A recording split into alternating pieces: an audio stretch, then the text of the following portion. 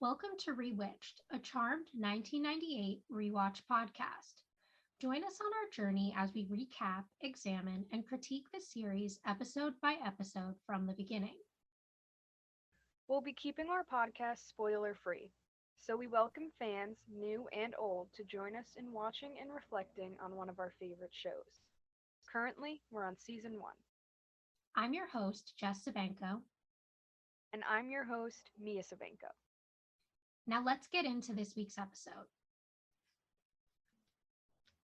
This week, we're discussing season 1, episode 19, Out of Sight.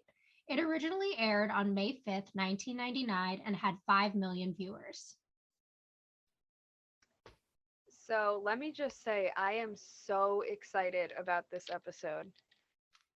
These Me next two too. are pretty big, I think. Yeah, I think so too. I definitely, when we were, naming our favorite episodes, I named the next one among my favorites, but this is also a really good episode. And obviously, it's so important to that like season long storyline that we've been talking about the past few episodes. I know, and I cannot wait to get into it. Like, I've never thought of this as one of my favorites, and I still wouldn't say that it is, but it is a very important episode, I feel like. Like, it's got a lot of, like, resolution that we've been waiting for, you know? Yeah, So, I'm definitely. very excited about that and to talk about it today. Me too. So the episode starts off in a park, and there's a group of kids running around past a sign that says Happy Birthday, David. And then Phoebe and Piper are at this bench party table kind of thing, and they're setting up napkins for it. Obviously, a kid's birthday. And Phoebe asks Piper what she's so afraid of, and then Prue walks over and joins into their conversation. Phoebe starts telling Prue that Josh told Piper he wants to have the talk with her. 3 dates, no sex. There can only be one talk that he's talking about: safe sex, prior partners, standard dating protocol. And Piper's like, and sex equals relationship. And Prue's like, well, I don't know if, or you don't know if you want to be a couple. Piper says, I thought Leo and I were a couple, and then we coupled and he took off. And Phoebe's like, I don't think that's why Leo left. Obviously, we know that's not why Leo left. Then their friend Dee comes over and her son David, who's the birthday boy, and they start asking about cake and when it's going to be ready. They tell him it'll be ready soon, and he goes back off to play with his friends. And then Prue's phone starts to ring, and Dee, David's mom, thanks Piper for this party. So I guess she's like cooking for it and everything. And then Prue comes back and tells them that she got called into work and she starts to leave. And then one of the kids, who are, when they're all playing around with the ball, throws the ball into the bushes. So David runs to go get it and he throws it back to them. And then after that, he hears a very fake sounding meow from the woods. So he turns around and starts looking for this cat that he hears. As he's doing that, we see a demon in the bushes, a really like pasty bluish kind of looking demon with no hair and black eyes, but also whirly eyes. They kind of change. Very gross looking. And then the demon grabs David, and Prue hears him screaming and calling for help as she's leaving. So she runs over to them. She moves her hand when she sees them and accidentally, like, or unintentionally, lifts them both into the air separately with her hands. And she's very, like, stunned by this. They all are, because it's the first time she's channeled her power through her hands. It's always been her little eye squinty thing. And then she drops them down, and the demon grabs David again and runs off with him. Oh, I almost forgot. No, another very important part. As she's lifting them in the air, we see someone in the background watching this happen. A guy who was running and watches her use her powers in the park. And then, as the demon grabs David again and they're running away, Prue chases after them, but he creates some portal on the ground and they get away before she can catch them. So I guess the first section of this scene, I'll talk a little bit about that talk between the sisters. So I like their attitudes here for the most part. There's some stuff that's a little outdated where it's kind of like, sex equals a relationship. I think we all know that by today's standards, that's not true. Even Yeah. clearly by those days' standards, it wasn't true. Prue's little comment that men have a different definition of coupling than women do. I think, it all depends on the person. It's not necessarily a men and women thing so much as a is sex Person to person emotional or thing. not, like Yeah. person to person thing. Right. I definitely agree with that. I was also listening to that conversation. Like none of that seemed very accurate to me, but I guess it's really just like, or I thought, oh, it's just a sign of the times, like it was the 90s or early 2000s. Yeah. I also feel And like everything I've seen from this time period like really emphasizes that like after 3 dates you have sex with somebody. And I'm just like, I feel like that's just such a weird like number. concept, yeah, really random. But I've noticed that too. And I'm like, who's like, okay, today's the third date. Better like shave. Like Yeah, what? I know it's never really gone down like that in my experiences or from people I know. But I guess that's how it was then. I guess. I'm just like, who came up with this like policy? Rule. Because it's not the first time I've heard it. So I'm just Yeah. like, I don't know where it came from, but I hear it in a lot of movies like this too, or shows, I mean. yeah. And again, I feel like that's another like it's a person to person, relationship to relationship thing. Some people have sex before they go on a date. Some people don't have sex ever. Like it all depends on Yeah, the relationship. it really does. So, who knows, dude? Who knows? That's I guess it's just for this show's sake, but they seem to be pretty set on that rule. Yeah. I also, the mentions of Leo. This isn't the last time we'll hear Leo's name in this episode. I wonder, could my ship, Piper and Leo, be reconnecting soon? Oh my god, I hope so.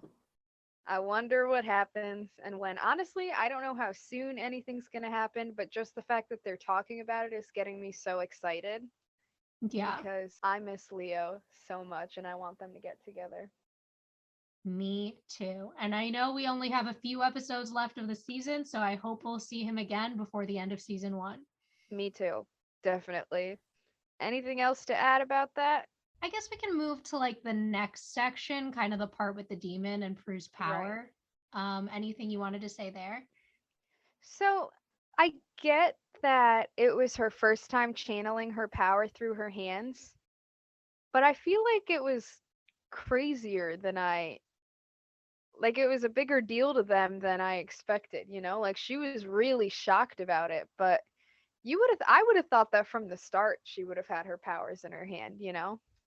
Yeah, I think for me, it's more about like the control she seemed to have to separate them like that than just like move something, which I feel like has always been her power. Like, I don't think Prue's ever had that perfect like control before. So I feel like they should have been more shocked about that aspect than the hand aspect. Yeah, I agree.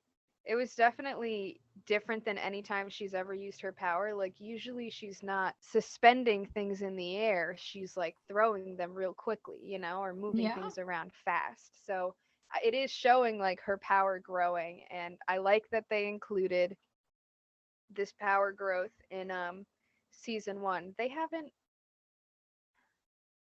They did. Phoebe's power also started to grow, right? Because she can see the past and the present. Yeah, Or did and that Piper happen? also is like able to like freeze and unfreeze on command now as opposed to just Yeah. freeze and wait for it. So I like that by the end or like towards the end of season 1, like we see the growth in all of them. I like that they're including that and not all at the same time. They throw it in randomly, which is like just a sign of kind of their maturity with their powers, which I think is really cool. Yeah. Oh, of course, we have the little creepy McCreeperton watching all this go down. I wonder what role he's going to play in the episode. Yeah, I know. I wonder if we're gonna hate this guy or love this guy. But already from them first showing that, they didn't show it as like a very good thing. So like him creeping behind the bushes watching that happen, it's not a good sign to me. So Nope. let's hope that he's not a problem in this episode. I guess we'll see. So then after this, we have the theme song. And from there, we are in the park. It's a little bit later. We see Dee and Piper are standing by a cop car, and Dee is crying. Prue and Phoebe are walking together, and Phoebe asks Prue what she told the police. She says, I saw a creature with boring eyes take David. He thought I was nuts. And Phoebe's like, telling her that she was talking to one of the other detectives, and there was another little boy that was like disappeared in the same exact spot yesterday. And then Prue's kind of like, oh, a demon who steals kids. Does this get any worse? And Phoebe says, yeah, it happened 20 years ago in the same park, 2 kids. She's not sure if they ever found the kids.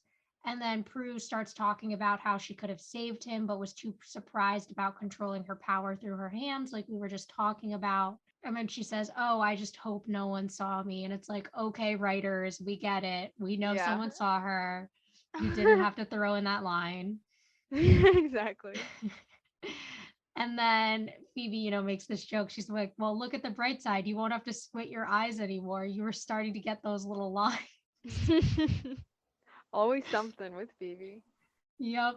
And then Piper walks over to them, and Phoebe asks how Dee is doing. And Piper's like, it's really frustrating that I can't tell her who we are and how we can help her. And Prue says, well, they need to go home to look at the book. That's when her phone starts ringing, and Piper tells her to get to work because, she forgot all about work with what happened with David. And her and Phoebe will go look at the book, and they'll call Prue when they find something. So she leaves. And then we see the guy who saw her using her power is standing by a tree, like stretching. As she gets into her car, he like watches her leave and has this like creepy smile. Like the most ridiculous smirk that just told me everything I needed to know. It's like, yeah, if I thought there was any chance of you just being a normal character and not an antagonist, it just It's gone disappeared. now. Yeah. Like they didn't have to make that so fake looking, you know? Like Yeah. I felt like that smile was such a like a bully in a Disney Channel show. You know what I mean? Yeah. Like the shitty acting. He was I don't know, but obviously just from that we could tell he's not going to be a good guy in this episode. He's going to be an issue. Yeah. Also, I'd just like to point out, I was looking around everywhere in this scene and I didn't see Darryl and Andy there, which True. was just insane to me because this is the first time they've ever not been involved. So I wonder if this kidnapping thing, they're finally sticking to their own job, you know? True. Homicide. Then again, none of these cops had speaking roles, so they didn't need it to be Andy and Darryl. That's true. That's true. Or were they just going to have them in the background? Imagine. That wouldn't even surprise me if they just had them standing there talking to someone. But they managed to do a scene with cops without them. I'm There are impressed. other cops in San Francisco. Okay, so then we move to, I guess, like underground, wherever the demon brought David. And he's walking around under like it looks like a sewage system. And the demon's walking around down there, and then we hear David in the distance yelling for help. And then a demon walks past a cage where another boy is inside with his head on his lap. So there's two of them, two of these demons, and one of the demons is holding David down, and the other one kind of starts using his powers to do some weird, it just looked like blue sparks of electricity coming from David's face, and then they take his sight away with their powers. So his eyes turn white, Demon's eyes turn black, and David's like, I can't see. Why can't I see? And for some reason, he starts calling for his mom. And that's the end of that scene. It was just a short one. He takes David's eyesight. Yeah, so you made fun of a child actor last episode. It's my turn this episode. I can't see. Why can't I see? Mom, Seriously. mom. Like, kid, she's obviously not here. You were just able to see that 2 seconds ago. Yeah, like you you You know where lost you your are. memory as well, you know what I mean? Like, what? Mom? Mom? Like, Mom, everything is it went time for black and he. school? Like Mom? What's for breakfast? Like, alright, kid. Unnecessary, but whatever. Maybe it was to make it more emotional. Like, I oh, wasn't kid, feeling any he emotion does but not. humor. I know. Like, oh, kid doesn't have his mom, but I mean, it wasn't news. We We knew she already knew he wasn't was there. kidnapped. Yeah, like, so did you, son. You knew you were kidnapped. You knew she was not there, so I don't know what the hell you're doing. So then from there, we go to the manor and we're in the kitchen. Piper closes the book. She hasn't found anything. Phoebe's sitting at the table. She's on like a laptop and she says she found news clippings about the kidnappings 20 years ago. Both boys were taken from the same place as David, and one of them was never seen again. But the other one was found. His name was Brent Miller. Piper's making like a care package for Dee, and Phoebe kind of makes a joke that I don't love where it's like, oh, Piper, like eating all that won't make you feel better. And it's like, come on. Like, shut up. Um, so then, she brings up how Brent Miller was found 2 days later. He was fine, except he'd gone blind. He said that some storm drain monsters stole his eyesight. The authorities thought he just like caught a parasite.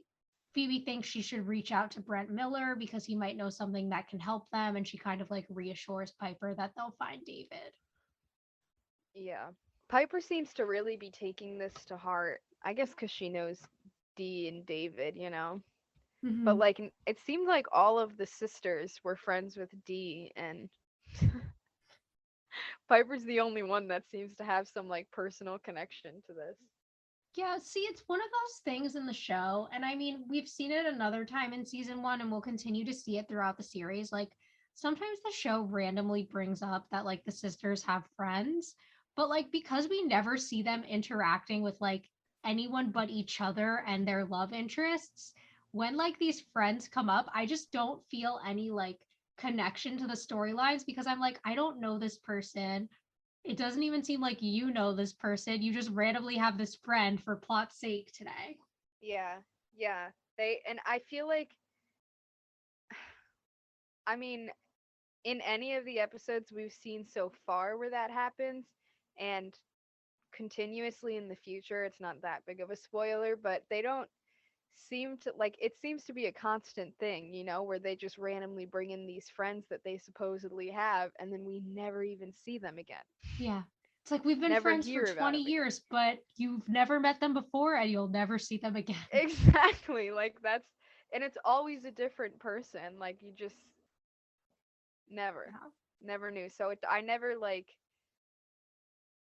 so I don't know, when they're all emotional about it like that, like Piper is right now, it doesn't, it doesn't feel as genuine to me. Yeah, I get that feeling. But it's all right. I mean, Yeah.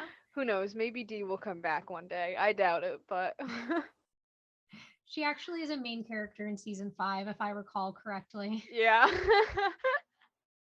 It's all about Dee.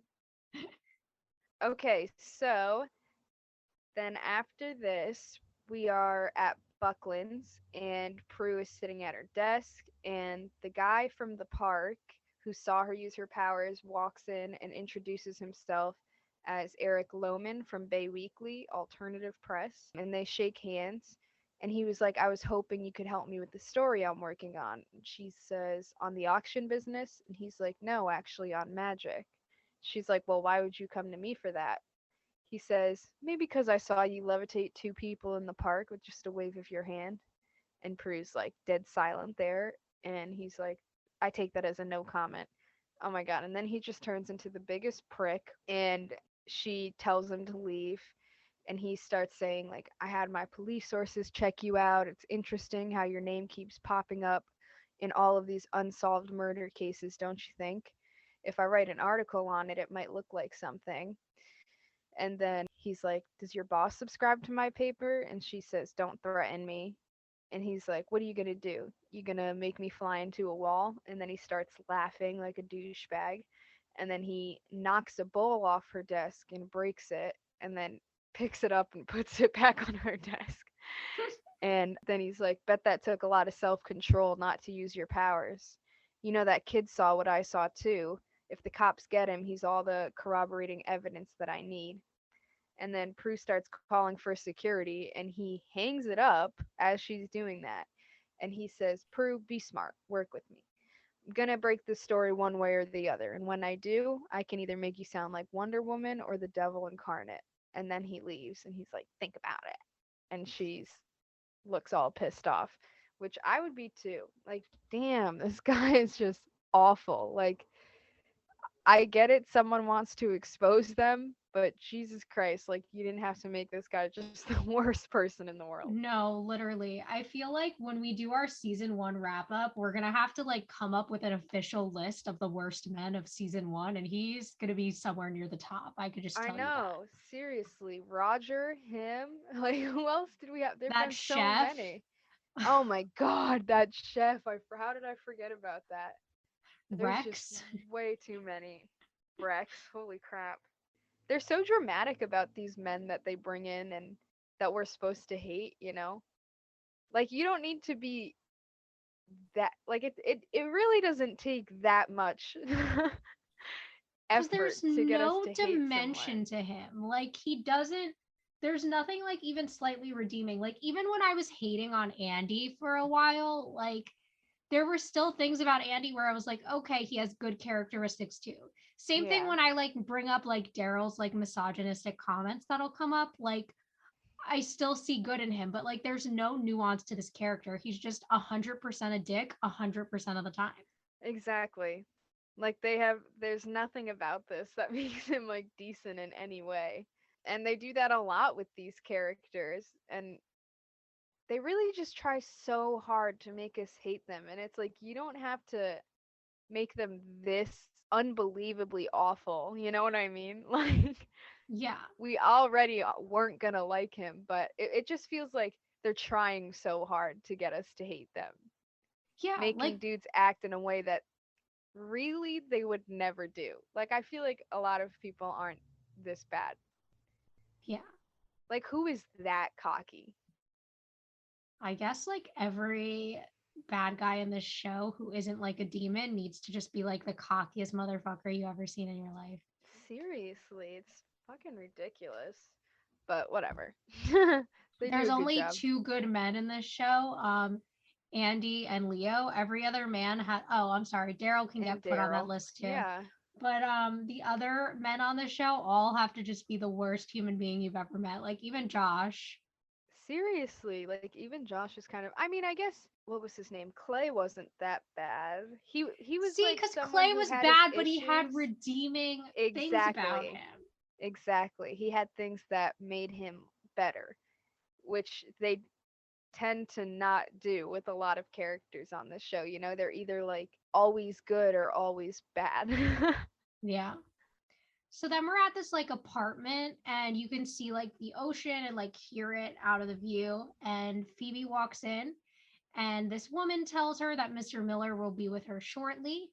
Then Brent Miller comes in and he's kind of like making little jokes with her and asks how he can help her. He has like a seeing eye dog with him and sunglasses on because he's blind.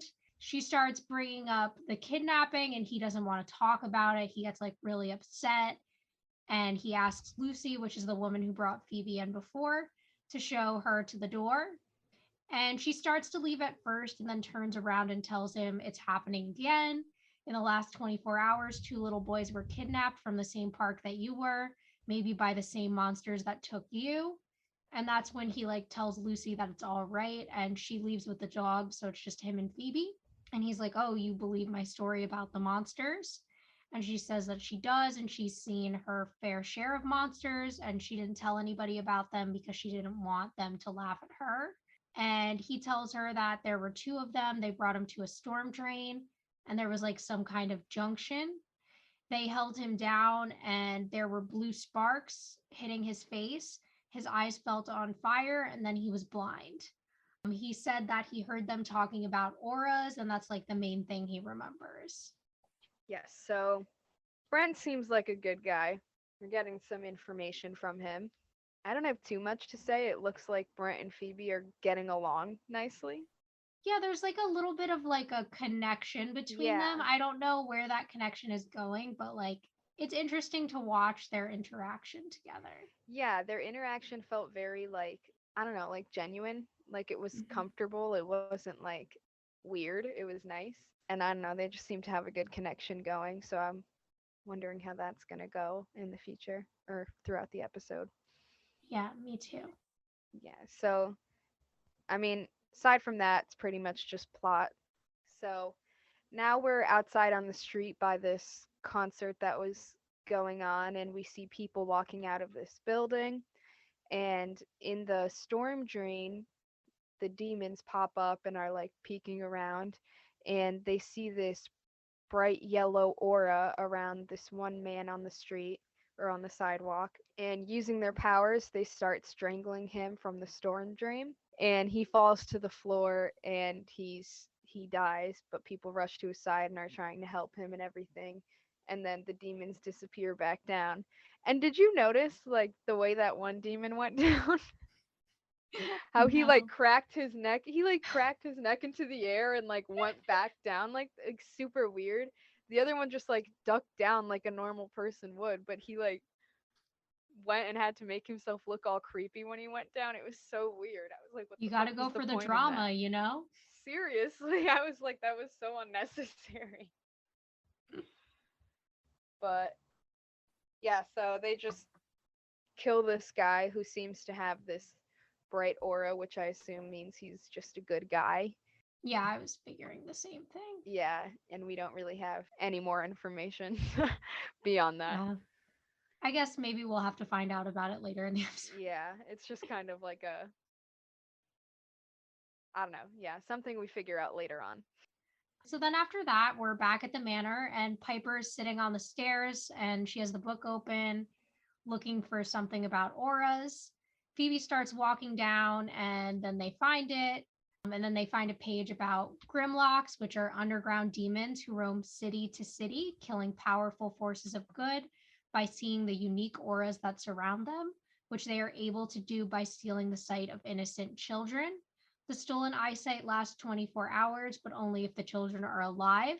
And Piper like notes that that means that they have 14 hours until David might be killed. Piper is reading about how to vanquish them, and that's when Prue comes into the house and she's like calling their names. They go over to where she is and ask her what's wrong, and she says that a reporter saw her use her powers and is threatening to write an article. Phoebe says it's her word against his, and Prue says the difference is his word is delivered to 500,000 homes each week. And Piper's kind of like, well, everything happens for a reason. Maybe people are supposed to find out about our powers, but Prue and Phoebe are both like, no, no, no. And then Piper says that she's going to get a map of the storm drain from Josh. And Phoebe says that she's going to go see Brent again to see what he can remember. And that Prue needs to get some Shassandra root for the potion to vanquish the Grimlocks. And then Piper and Phoebe leave, and that's the end of that scene. Yes, so very intense. Now they all know that this guy is after them, or at least after Prue.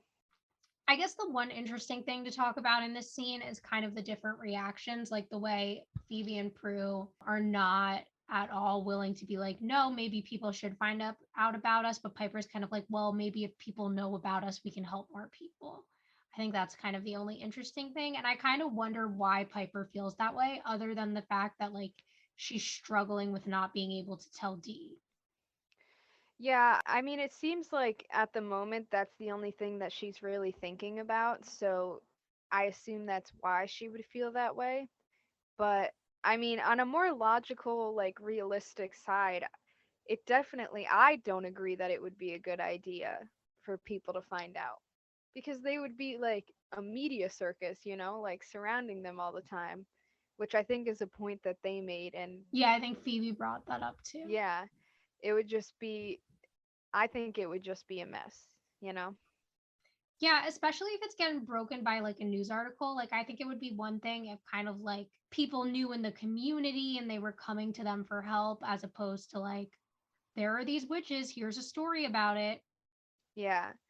And then you've got to like you're going to have all these people who think they're crazy or want to do experiments, or people who will come up and ask them for things that they won't be able to help with, like, like maybe curing diseases. Like it would just be there would be so much. Everybody would have such different reactions, and I've like thought about this too of like, damn, I wonder how it would be if people found out, if it would be a good thing for them or a bad thing. But yeah, I've definitely come to the conclusion that it would just be a mess if the whole world found out about them. Yeah, I feel like I'm a little bit because I think it all depends on the storytelling. Because, we've seen superhero franchises where like people find out and it's fine, like in the case of like Iron Man. But we see like in other stories, like in Spider Man, it like ruins his life in like the new Spider Man movies. So I think it all depends on like how the writer wants to go about what happens when people like know your secret identity, basically. Yeah, but I also feel like everybody has such strong opinions. Everybody's got such different opinions in the world. And some people are so, I don't know, it also depends on the person. Like not only the storytelling, but you can say you can say things however you want, and there are people who are still not going to understand, and people are still going to talk about things and form their own opinions, and maybe some of them will think that like they're bad people, or they're going to be bad guys in the end, you know what I mean, or Hmm. that there's some sort of evil. Like think about breaking that story to a religious person, like someone who genuinely believes in that stuff. They'll think that they're the devil or something, no matter how Yeah, you put it. yeah, So, you're right. I guess it kind of depends on the person rather than just, I mean, not just the storytelling. Yeah, that's true. Yeah, I don't know. But I think Piper was just being a little too emotional on that. Hmm. Anyways, after that, we move to the police station and Andy walks in. So it looks like Darryl and Andy are going to be in this episode. And Darryl hands him a paper from the medical examiner, and he says it's Jerry Cartwright, a saint, donated millions to the city's anti-drug program. Emmy said he was murdered. COD was strangulation, but the problem is that the man died in the middle of a crowd of people and nobody saw anyone lay a hand on him. And then Loman enters the police station asking for Andy and introducing himself. And Daryl's like, "This is all you." And he leaves. And Andy's like, "I know who you are. What do you want?" And then he makes a joke about wanting coffee, but he's just being a douche. And Andy, like, very obviously is just annoyed. And then he says, "What do you say I pick your brain about Prue Halliwell? Name ring a bell? It should. Her name keeps popping up in a lot of your unsolved murder cases." He says that he has his sources and cops love to talk if you pay them enough. And Andy says, "Get the hell out of here." And he gets up, and Loman's like, "So I assume you know all about Prue's unusual powers, right?" And he's like, "I don't know what you're talking about." And Loman says, "Yeah, right, that's what she said too. You guys rehearse your stories or something." And then he starts telling Andy what he saw, and Andy still has nothing to say about it. Then he tries to threaten Andy, and he's like, "Okay, I'll just change my story to a police cover up instead." And he starts leaving. And then Darryl comes back, and he's like, "What's going on?" And Andy's like, "I'm assigning myself to kidnappings." And Darryl will have to cover the ME case on his own. Hmm. So here we are. Andy does not seem very surprised when Loman brings up Prue's unusual powers. Even though at this point we know he doesn't know for sure Prue's secret, but obviously that he's had his suspicions because we've seen his little clippings of like black magic and this and that. And now he's starting to get a little bit of confirmation that his suspicions are right. Yeah, exactly. And I really like the interaction between the two of them. Like, I like how Andy is very, like, not putting up with this journalist. He's like, no, like, because it's not even like he made it very clear that this is like an alternative press, right? Like, he's not like a well respected journalist. So he's probably the type of guy who writes for a magazine that we can compare to something like The Inquirer, where they're just posting like gossip stories and like ridiculous stuff. Yeah.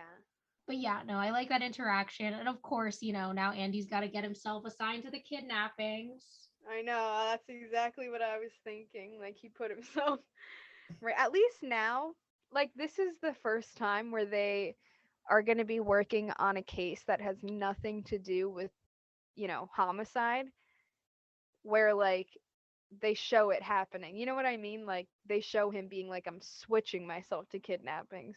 In any other situation, they've just shown up there and it's been like, And it's yeah, usually like this is just right what I when the do. crime happened too. Like it's not even like they got assigned to it later. Like they're the responding officer. Exactly. Like, it never makes any sense. This is the first time that there's some logic behind it.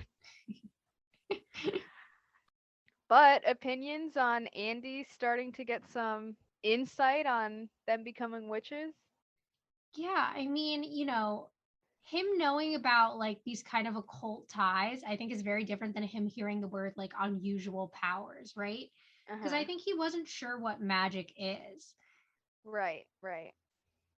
Because, like, I think he had the idea of maybe like spells and things like that, but not so much like, oh, they each have one special power and like it's this and this is how it works. So I'm Yeah. excited to see if he gets to see those powers. Me too. I'm really excited as this episode continues because now that Andy's brought into it and this Loman guy involved him, and I really love that even though Andy does have his suspicions and his resentment towards Prue because he like she won't tell him whatever she's hiding, he still is not gonna like blow her cover or say anything to this guy about that.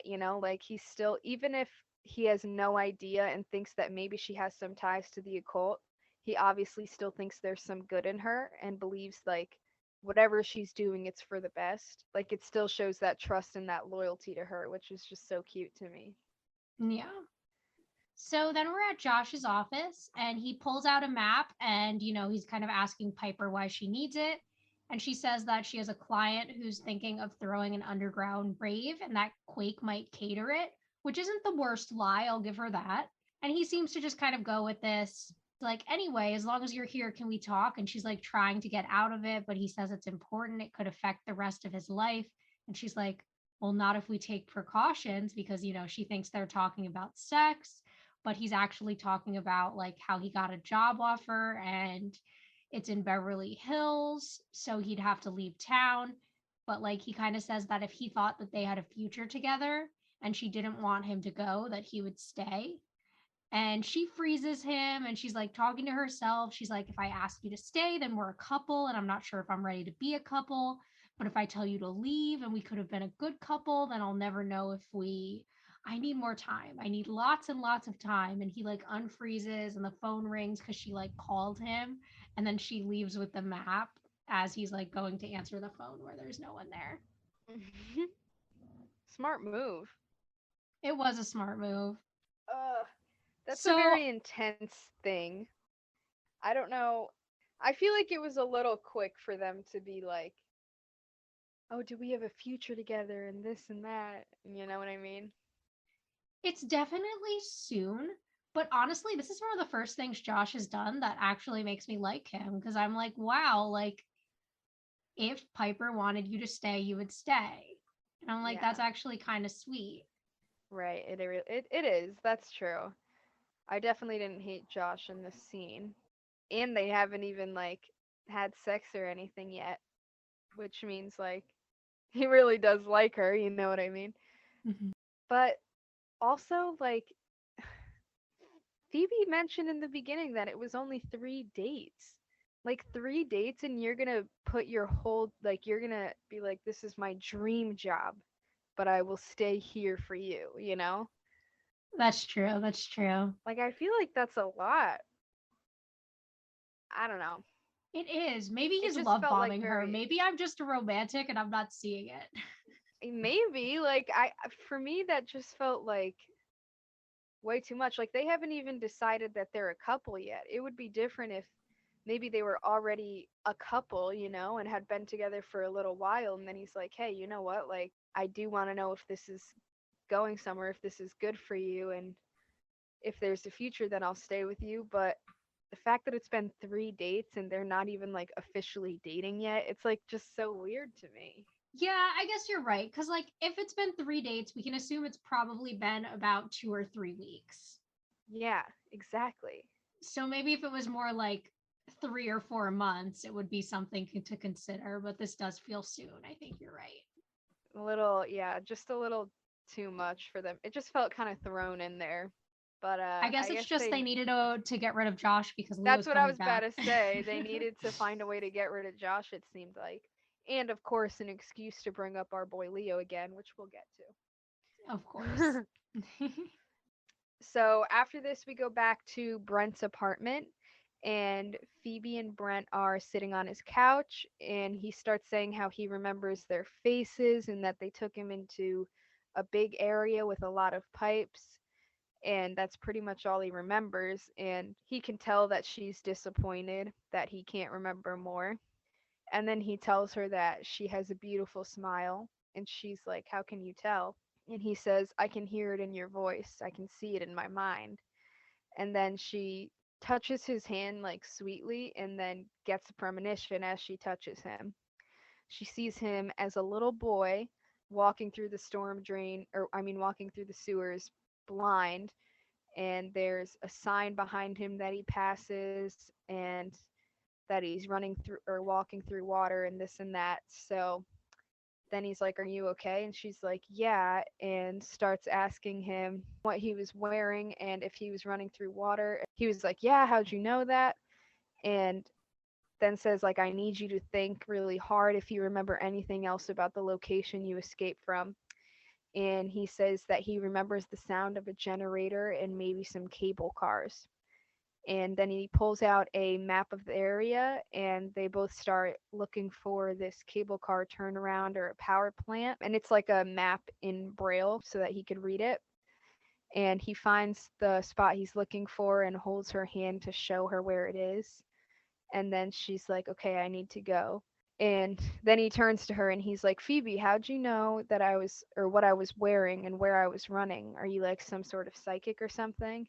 And she's like that, but only different. And he asks if that's how she's seen the monsters she was talking about. Then he says that she's a good person and probably has a strong aura, so she should be careful with these monsters. And then she takes his hands and she says that she will and heads out the door. So again, with their really cute connection between them. They are really cute. Like, normally it would be like one of those lines like, "You have a beautiful smile. I can hear it in your voice." I'd be like, cheesy as fuck. But I actually liked Yeah. it. No, it was like it was cute, you know? This one didn't feel so like stupid. Yeah, no, it felt very sweet. It felt very genuine. I think there is a really good chemistry between these two actors that's creating this like feeling in these scenes, but I like them. Me too. I definitely like them. Good vibes. So then we are underground, and David is moving towards the other boy who we find out is named Billy and tells him not to worry. He's like, "My mom's got a friend who has supernatural powers. She'll get us out of here." And then that's when the Grimlock comes over and like tells him to shut up. In this really like demonic voice. He's like, "Shut it up." Jesus Christ. And the kid doesn't even react. He just Yeah, this continues to child lay actor down. is no Dakota Fanning. You know what I mean? Seriously, like I would have been if I heard that out of nowhere, especially if I can't see like where you're coming from, I would have been shitting my pants. I'm like, who the fuck is talking to me in that low growl? Mom, is that you? Seriously. Maybe he confused him for his mom. That's how his Anyways, mom talks to him. Shut up. it's bedtime. Like, what the fuck? Fucking D, dude. He's a monstrous. Okay, so after that, we are in Buckland's, kind of also Piper's car. It's like they're on the phone, so it hops between the two.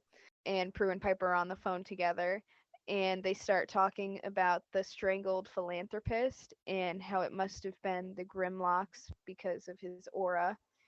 and Piper says that they only have 3 hours left. Prue says she's about to leave work and get this Cassandra route, and she asks if Phoebe got anything from out of Brent, and then Andy walks into her office door, and she's like, "Oh, I gotta go," and hangs up on Piper. And then he asks her who Brent Miller is, because he overheard her saying that, and he tells her he's working on the kidnapping and that they should talk. And then he tells her that Eric Lohman came by the station, and Prue's like, he's a reporter trying to make a name for himself. You can't believe anything he says. And he's like, normally I don't. This time I do. We've been down this road too many times, Prue. I know you're hiding something. I have my suspicions about what it is, but I've had to accept the fact that you can't tell me or you don't want to tell me. Either way, it's not just me anymore. Loman's on to you, and he's not going to let go.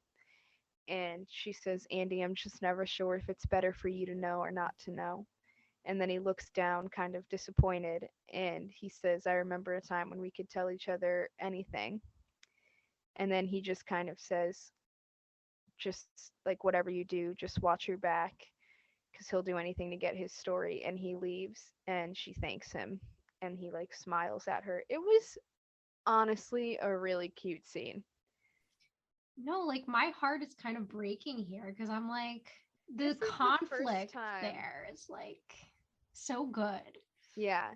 This is like not this is not the first time where we have that, you know, her kind of dancing around the truth, or both of them dancing around what they want to say. But this time felt so much more real because he pretty much has the answer right in front of him, and they both know it, but neither of them will say it. You know what Mhm. I mean? And I don't know, it just like it felt really emotional to me. Like you could tell Prue genuinely meant it when she was like, "I just never know if it's a good idea or not." And Andy like really seemed to kind of understand, not understand, but accept that. And like it was just really sweet that in the end he just wanted to come there and look out for her and let her know like, "Hey, you got to be careful on this." Yeah, it's this very like, I wish you trusted me, but either way, I'm here for you. And like, I really like that attitude in Andy. Me too. It was so sweet. And you could tell Prue was very genuine too about wanting to tell him and just not being able to. Like she was being so honest there, like, "I just really don't know if it's better for you to know or not to know."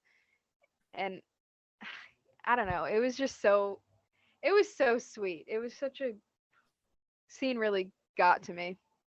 Yeah. I'm definitely back on this ship and I was like feeling it. Me too. So then we're like in this little like outdoor space. I guess it's like the outdoor space that connects to the storm drain. And Phoebe has a map with her and she's moving some pieces of wood off of a door and then she opens it and says bingo and then closes it. In my opinion, this was a pointless scene. We didn't need to see Phoebe find the door. We could have just gone there later, but you know. Yeah, I was thinking the same thing. It felt unnecessary. But whatever. So then after that, we're at the manor and Piper's car pulls up. And then as she's walking up to the house, Prue is walking from her car, which is in the driveway, and says that she got the Sandra route. And Piper asks her what's wrong. And she tells her about Loman seeing Andy and that she danced around the truth, but it just doesn't feel right to be doing that anymore. That's when Piper sees a stroller is going into the street and there's like a truck coming down the road. So she freezes it. And then Prue looks over and they both run towards it. And when they get there, they see that the stroller is just has like a blanket in it. There's no baby. And then they're kind of like, wait a minute. The neighbors don't have a baby. And then Prue looks over and sees Loman in the bushes with a camera and she tells Piper that it's a setup and they need to go back to where they were before everything unfreezes. So they do, and then they go inside. Then Loman looks over at the stroller confused, because it's now across the street and they didn't do anything. And then he rewinds the tape and notices that Piper's bag moved from one shoulder to the other within like a second. And he says, "What do you know? She has another power. Gotcha." Dun dun dun. So I realized there's like a couple scenes in this show that, or in this episode, that they put in the theme. Yeah. I noticed that. I noticed There's that too like because I'm another like, one later on too. yeah. They're not in the season one theme though, right? They're in the season two and beyond. Because I'm pretty sure they're in the theme throughout the show, but I don't think season one because this is a late episode. Yeah, I don't I guess I never really thought about it and I don't really remember. I'll have to like watch the theme again. But I know that like throughout the whole show or a That's what I'm lot of it, saying. Like I that's like remember it being in later seasons. That specific moment of Piper freezing that stroller is in the theme yeah, song. me too. And then there's another one later on in this episode with Prue that I know is in the theme song too. Yeah, with the throwing the Grimlock. Yeah, exactly. Mm-hmm. So, I don't know. I don't know why that just came to mind, but No, I definitely noted it too in my head because I'm like so used to seeing that in the theme yeah. song. For some reason that one those have like always stuck out to me and I never realized that like both of them are from the same episode and, you know. Yeah. But anyways, this fucking guy needs to hop off. He's really getting on my nerves. Yeah, no, I want him gone. And I like when it comes to like, okay, if someone's videotaping you, wouldn't they have been better off destroying the videotape? Because no matter what, you're not going to be standing in the exact same spot where you froze. Like, it's one thing for people's eyes to see it, but on a camera, because we even see it when he looks at the footage, like, they're shifted slightly over. Yeah, I noticed that And too. it's like, what But did I he guess do? Jerk the camera? yeah, I guess it somewhat looked like there was maybe a glitch because I guess there is that in cameras like at that time, you know? Like Mm-hmm. little glitches like that. So I guess it could have seemed like that or like he moved the camera around. But I was thinking the same exact thing. Like, Like, just go over and steal the tape out so he's not recording anything. yeah, like I like somehow find a way to break the camera so he doesn't realize that or he realizes after like, oh shit, I didn't actually get anything on video, you know? Yeah. I would have that was what I was thinking too, but whatever. Worked for them. Yeah. Anyways, after this, we're back at the manor, back outside the manor, but it's a little bit later, and Phoebe is walking up the stairs into the house, and we see Loman sitting in his car outside, looking looking like at the house, and Prue's looking out the window at his car, and then Piper asks if he's still out there, and she's like, "Yep." And Phoebe walks in and tells them that she found the entrance to the storm drain and Prue tells her that the reporter is staking them out and that's his car outside and he tried to like trick them into using their powers and almost caught them. And then the doorbell rings and Prue goes to get it and the girls are all standing there and it's Loman asking to use the bathroom, just being a douche again. And then Prue tries to close the door on him, but he's like, "Don't bother using your magical powers on me. I already hid the videotape." Like as she's trying to close the door on him, like that's some sort of magical. And he like explained to them, like explained to me how your bag magically jumped from one shoulder to the other. I caught you guys. And then he's like, I figured that one of you stopped time or something. And he says that he's already got his story ready to print, but he wants a tell all exclusive from Prue. And then she's like pushing him out the door, and he's like, I'll write the book. We can share the movie rights, and just being an asshole. She shuts him out of the house, and Prue says that she'll stay and finish the potions, and they need to try to find the boys in time, and Prue will stop him from following them. And then Prue goes outside and tells him, you know what, maybe we can work something out. And he's like talking to her, like, why do I not believe you? And then behind them, Piper and Phoebe get into the car and drive off, and he sees that, and she's like, oops, busted. And then he's like, good try. And he goes to follow them in his car, but she uses her power to throw, like, I assume some gardening tool, even though it looked more like a screwdriver just sitting out there and like she threw it into his tire. And he was like, "What the hell? Like you did that. I know you did it." And she was like, "Really? Prove it." And went back inside. I love Um, Prue in this scene. The quick thinking, like the reaction, the like timing here is really great. Like I love this scene. Me too. It was such good comedic timing. Like finally got his ass. Yep. So then from there, we're at the storm drain, and Piper and Phoebe are like climbing down this ladder, and they find a pipe juncture on the map and start heading that way. Phoebe's kind of like, so I guess this isn't a good time to ask how it went with Josh and the talk. And Piper's like, you're right, it's not. And she's like very serious. I love this because like that's such a sister thing. Like you're in the middle of something serious and it's just like, so how'd it go with Josh? Yeah, I know. Like so fucking stupid. Phoebe would be the one to bring that up at a time like this too. Piper's like, "What the fuck?" Like, you're right. It's not a good time. It's a cute sister moment. Yeah. Well, then we go back to Brent's apartment, and Andy is there, and he starts talking to Brent and asks him if Prue came by to see him. And he's like, "No, I didn't see a Prue Hallowell, but a Phoebe Hallowell came to talk to me."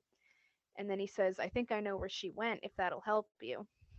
And It's like, damn, Brent, I thought you had a connection with Phoebe. You're ratting her out to the dude, police? that was exactly what I was thinking. I was like, why would you trust this guy and tell him where she went? Like, I know it's like a cop, but you know what Phoebe's doing, and you know that the cops don't believe the story. So what were you thinking? That's what I was thinking. I'm like, you already know that the cops like make fun of you and like never believed you about the monsters. Then there's Phoebe who believed you and is trying to do something and you tell Andy. I mean, we know Andy's a good guy and he knows about magic, but But Brent you had doesn't no know that. clue, exactly. Yeah.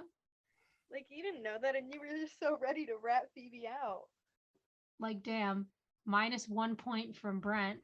I know, I expected more from him. Yep. But I guess all people have to make mistakes. I guess that makes him a three-dimensional character. That's true. It happens to the best of us. So then we go to the storm drain, and Phoebe sees the same sign that she saw like in her vision on the wall. And that's when, as they're walking, Piper falls down like this grate into like this bottom thing. And the Grimlocks hear this happen, and Phoebe's yelling for Piper. And she sees that Piper's like passed out down there. So she pulls this like cardboard thing over the top of it, I guess, so like no one will see Piper. And she says that she's going to go get help and she like runs out. I love that there's an underground in the underground. Like, what the fuck? And also, like, why is that random piece of cardboard there? Like, I just have so many I know, questions. there was like so much that didn't make sense about this scene. Like, I've never seen a sewer grate inside of a sewer grate. You know what I mean? Yeah, Like what the fuck was that about?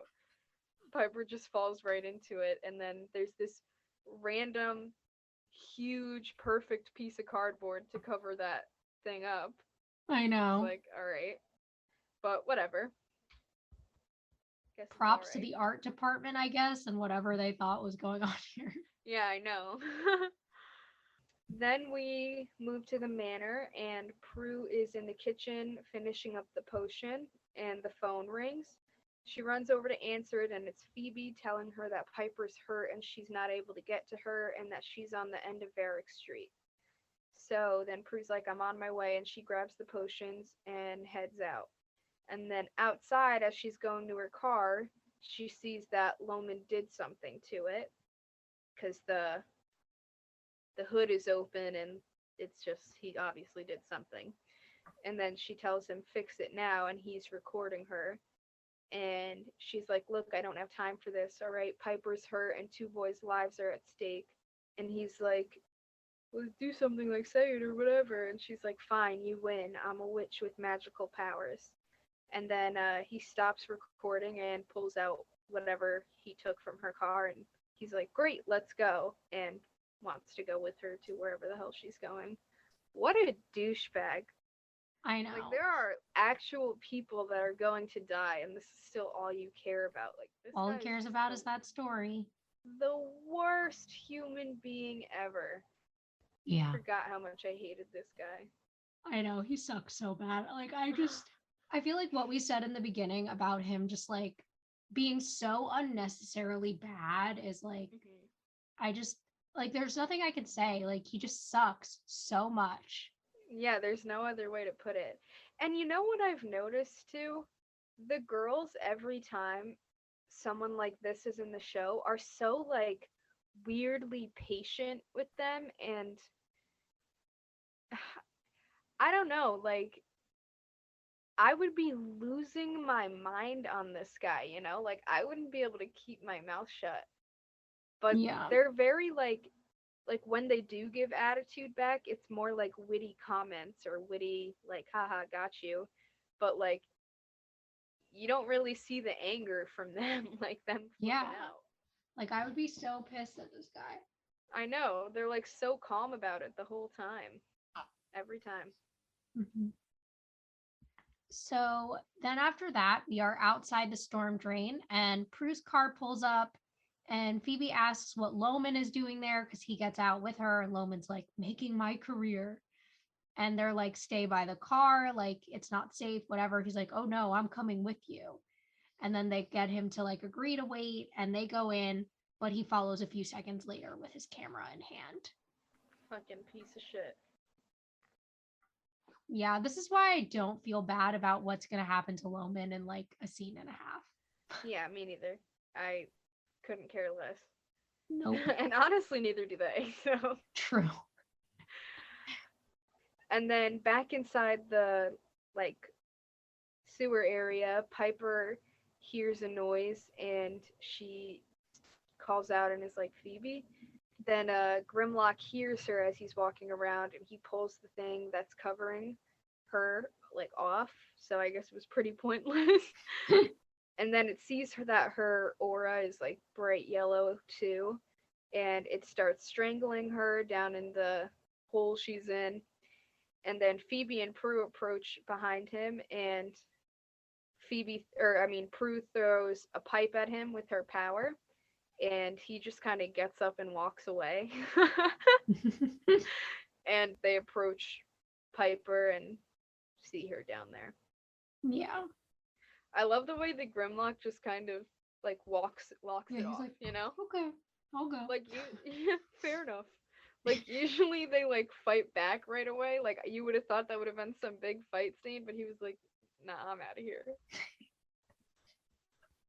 Just love it.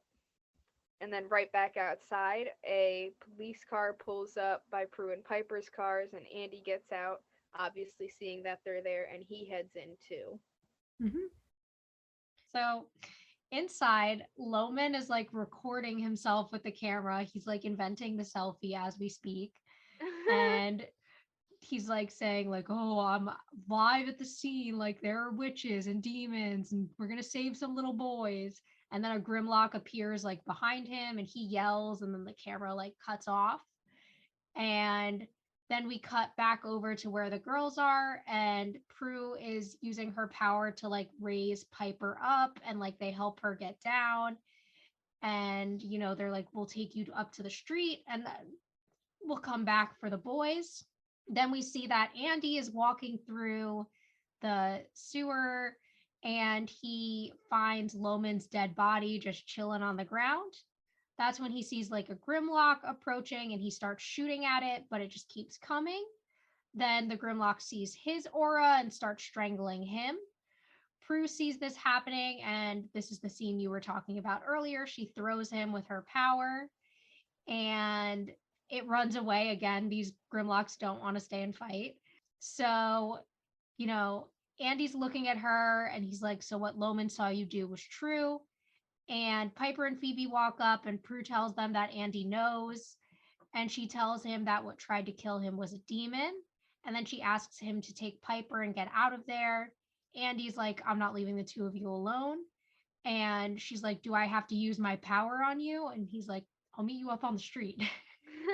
So he leaves with Piper.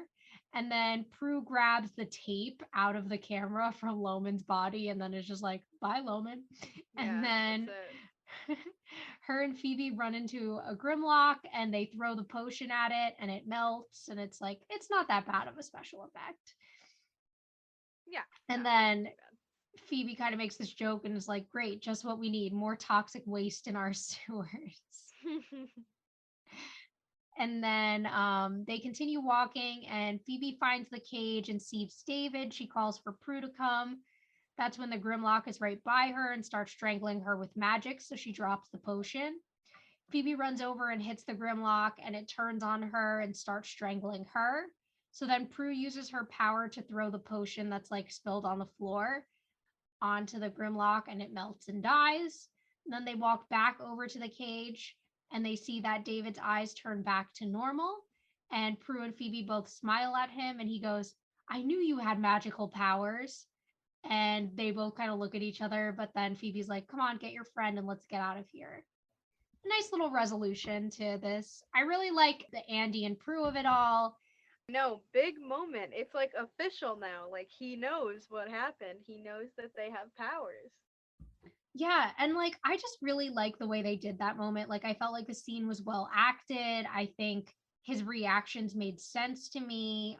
Kind of the shock, but also the like understanding that he gathers throughout the scene are both really good to Yeah. me. Yeah, they definitely made it look really good and really realistic. I think they did a great job at that, and I'm just so happy that Andy finally officially knows. And I think even when Prue was kind of admitting it, like you could see a little bit of like relief in her face. Yeah. Cuz it was like he knows, but she didn't have to tell him. Like she was able to just kind of show him, and like I felt like she felt like, oh thank God, like you finally just caught me. Like I wish you would have just Yeah. caught me from the start so I didn't have to hide it, you know? Definitely. So I don't know, I think it was handled really well. Me too. And then after this, we are at the police station and Andy's sitting at his desk kind of like looking looking like he's thinking about something. Hmm. And Darryl approaches him and asks, how exactly did you know the kids were down there again? And he's like, oh, anonymous tip. And then he says that the kids followed a kitten into the storm drain and got lost. There were no kidnappers. And Daryl's like, well, how do you explain finding Loman down there with a broken neck? He says must have slipped when he went down there after them. You know, anything for a story. It's too bad. And then Daryl's like, ah, you don't really expect me to believe all this, do you? And Andy's like, for now. And Daryl leaves. I love how understanding Daryl is a lot of the time when things like this happen. Like he's very much just like, you know what, Andy, like I'm not even gonna ask. You Yeah, figured and it that's out. why my next question is like, when is Daryl gonna figure out what's going on? Like Andy knows, when is Daryl gonna know? Yeah, I know. And let's hope that Daryl does find out sometime soon and handles it all right too, because Andy knowing like it also does affect Daryl because that's his partner, you know? Hmm. Yeah, So on these exactly. cases where Andy's going to be able to figure out what happened, Andy's going to have no, or I mean, Daryl's going to have no clue what's going on. Yeah, And because it's Andy just will be not like, going to "Oh be. yeah, the suspect was actually a demon. He's gone now." But like Daryl's just gonna be like, "Where the fuck's the suspect?" Exactly. Exactly. He's going to have zero understanding of what happened. But, anyways, Daryl leaves, and then Phoebe is standing with Prue and Piper also at the station. They're looking over by the chairs where the kidnapped kids are now sitting with their moms. And they're worried because they don't know what the kids are going to say when people start asking them questions about what happened. And Phoebe asks Piper if she's okay, and then Piper says, when I was in the storm drain, I was kind of out of it and I kept just thinking about Leo. That's weird. And Phoebe says, well, maybe you miss him. And Prue says, what are you going to do about Josh? And she decides that she's going to tell him to take the job in Beverly Hills. And she's like, even though she knows Leo might not come back, if she's thinking about him, then she's definitely not thinking about Josh. And she walks away. And then Brent walks in, and Phoebe calls him over, and he walks over to her.